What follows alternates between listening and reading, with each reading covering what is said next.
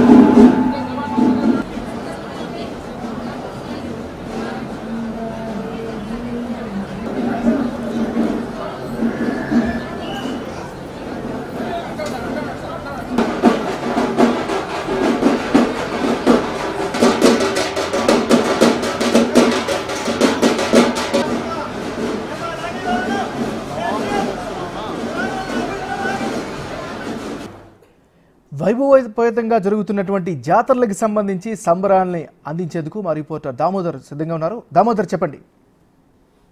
తిరుపతిలో ఘనంగా వైభవంగా తాతయ్యగుంట గంగమ్మ జాతర కొనసాగుతుంది.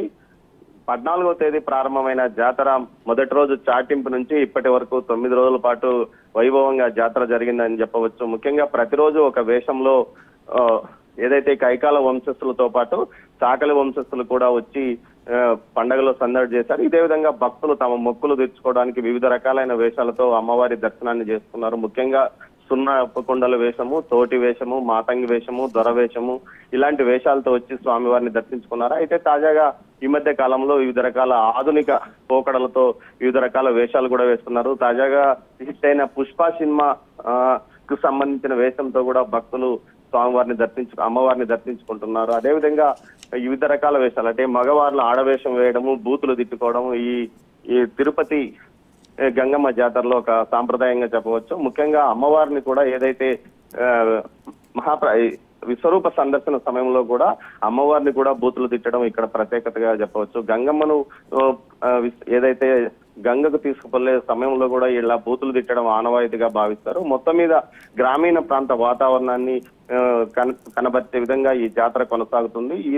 ఏదైతే ముందుగా జాతర షెడ్యూల్ అనుకున్న ప్రకారము జరపలేకపోయారు. ముఖ్యంగా ఎన్నికలు ఉండడం వల్ల 10 రోజుల పాటు వాయిదా వేసిన తర్వాత 14వ తేదీ నుంచి జాతర జరిపారు. ఈ విధంగా జాతర జరపడం ఇదే మొదటిసారని స్థానికులు అంటున్నప్పటికీ ఎన్నికల సమయంలో ఇబ్బందులు ఎదుర్కొంటే ముఖ్యంగా పోలింగ్ 13వ రోజు జాతర జరపాల్సి ఉండడం వల్ల ఇబ్బందిగా ఉంటుందని భావించి అప్పట్లో అధికారులు ఆలయ అధికారులతో పాటు అదేవిధంగా ఎవరైతే కైకాల వంశస్థులు ఉంటారో ఆలయానికి సంబంధించిన వారితో మాట్లాడి 1 వారం పాటు పోస్ట్ పోన్ చేశారు. ప్రస్తుతం ఈ రోజు గంగ జాతర చివరి రోజు జరుగుతుంది. రేపు తెల్లవారుజామున అమ్మవారి విశ్వరూప సందర్శనం తర్వాత జాతర ముగుస్తుంది అన్నారు. ఇప్పటి వరకు జాతరలో ప్రత్యేకతగా చెప్పచ్చు అంటే ముఖ్యంగా ఎంత వేడి ఉన్నప్పటికీ జాతర సమయానికి మాత్రం వర్షం పడడం తిరుపతిలో అనవాయితీ. అదేవిధంగా ఈసారి కూడా వర్షం పడింది.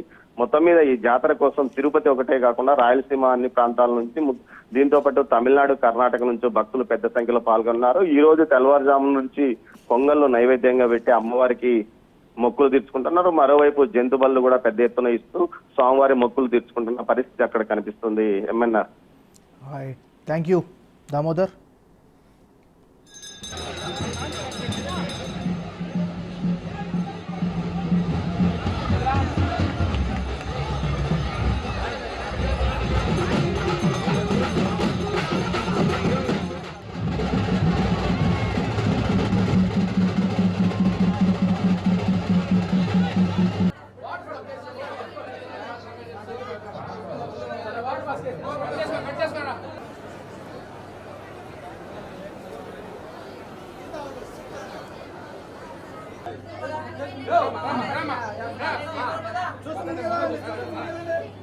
Rama.